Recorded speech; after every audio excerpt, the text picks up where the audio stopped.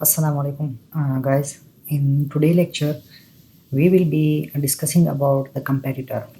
Once we have selected a specific niche that we are going to launch our product in the specific niche of I speak.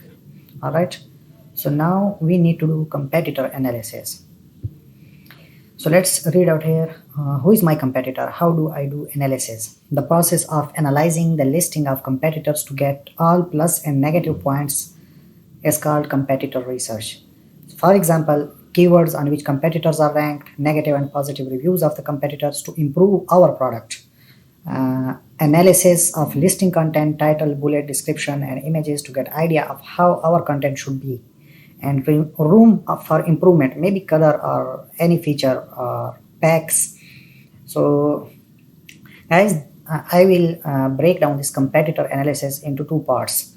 Okay, so the second point and the fourth one, you can see here negative and positive reviews. One of the competitor research is done before sourcing any product, and the second part of competitor research is done while you are creating a listing. Like one competitor research is related to the selection of design and pack or color or related to that, and the second competitor research starts when you are in the phase of selecting the keywords.